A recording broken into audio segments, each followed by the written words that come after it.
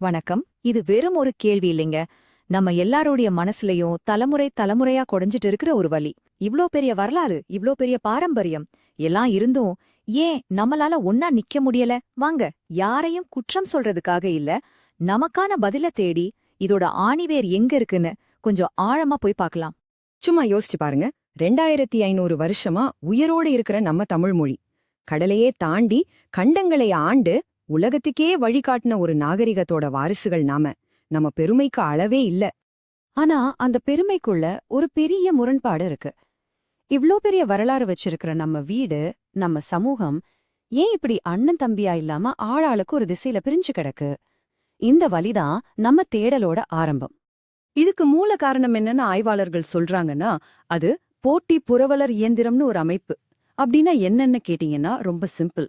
தமிழ் மக்களை ஒன்னு சேர்க்கறதுக்காக ஆரம்பிச்ச ஒரு இயக்கம் காலப்போக்குல ஒற்றுமையை உருவாக்குறத விட்டுட்டு சலுகைகளையும் உதவிகளையும் கொடுத்து ஓட்டு வாங்குற ஒரு மிஷினா மாறிடுச்சு.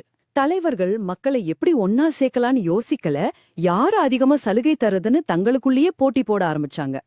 சரி, இந்த மஷின் நம்ம சமூகத்துல 6 பெரிய பிளவுகளை, ஆழமான காயங்களை உண்டாக்கியிருக்கு. அந்த ஒவ்வொரு பிளவுக்குள்ளேயும் என்ன இருக்குன்னு நாம இப்போ ஒன்னொன்னா பார்க்க போறோம். முதல்ல எல்லாத்துக்கும் அடிப்படையா இருக்கிற நம்மள விட்டு போகாத அந்த முதல் பிளவு சாதி.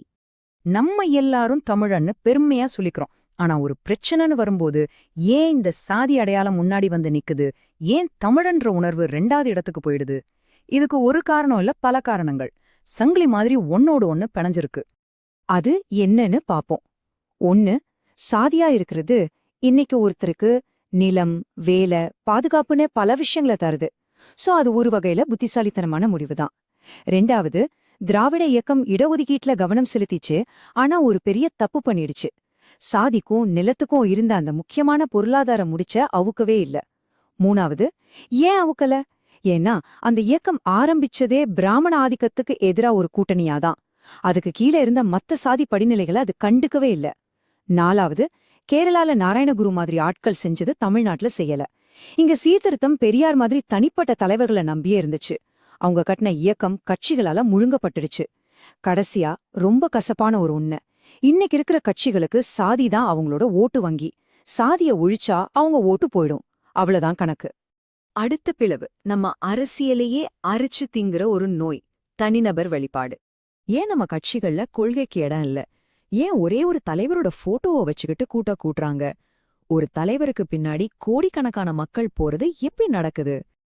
இதுக்கு முக்கியமான காரணம் சினிமாவும் அரசியலும் ஒன்னோட ஒன்னு கலந்ததுதான்.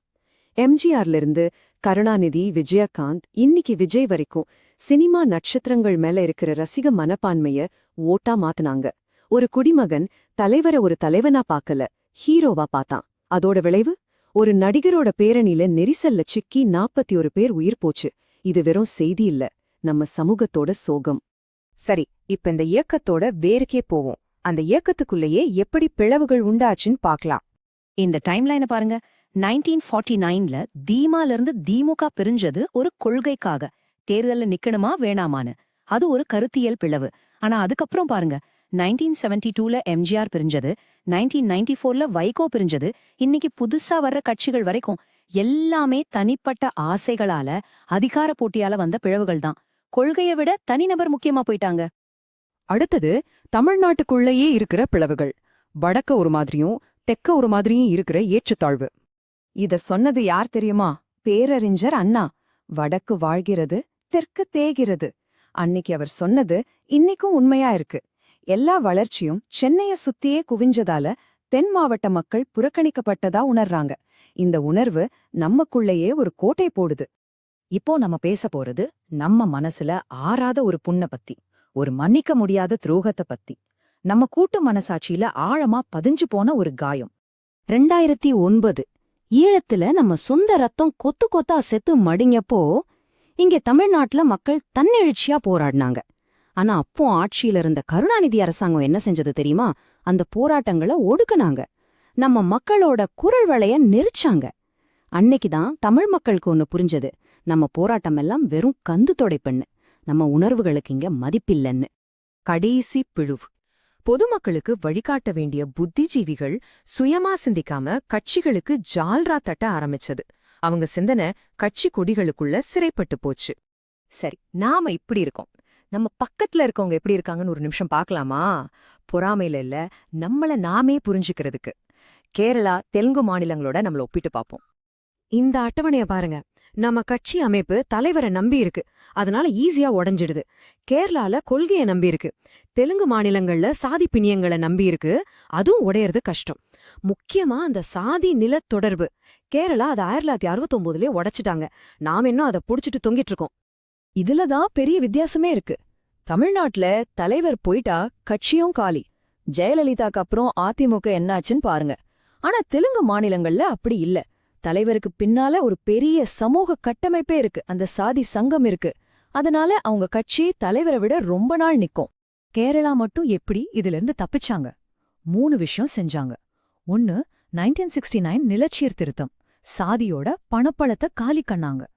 2வது, நாராயணகுரு மாதிரி ஆட்கள் கட்சிகளை சாராத பள்ளிக்கூடங்கள், அமைப்புகளை உருவாக்குனாங்க. 3வது, அங்கிருந்த இடதுசாரிகள் மலையாளிங்கிற ஒரு பொது அடையாளத்தை வளர்த்தாங்க. சரி, இப்போ எல்லாத்தையும் சேர்த்து பாப்போம். நம்ம மாட்டிருக்கிற இந்த விலை என்ன, இதுல இருந்து ஒரு சின்ன வெளிச்சம் எங்கேயாச்சும் தெரிஞ்சதான்னு பாப்போம். சுருக்கமா சொன்னா, நாம 4 சுவத்துக்குள்ள மாட்டிட்டு இருக்கோம். அரைக்குறையான் என்ன சீர்திருத்தம், அரசியல சினிமாவா மாத்துனது, இலங்கை விஷயத்துல ஏற்பட்ட கையாலாகாத்தனம், அப்புறம் அறிவு ஜீவிகள் விலை போனது. இந்த 4 சுவரும் நம்மள பிரிச்சு வச்சிருக்கு. ஆனா ஒரு அதிசயம் நடந்துச்சு. ஜல்லிக்கட்டு போராட்டம். தலைவரே இல்லாம, சாதி மதம் பார்க்காம தமிழ்நாட்டு இளைஞர்கள் ஒன்னா நின்னாங்க. அரசாங்கத்தையே மண்டியிட வச்சாங்க. அட, நம்மால முடியுமேன்னு ஒரு நிமிஷம் நம்ப வச்சாங்க.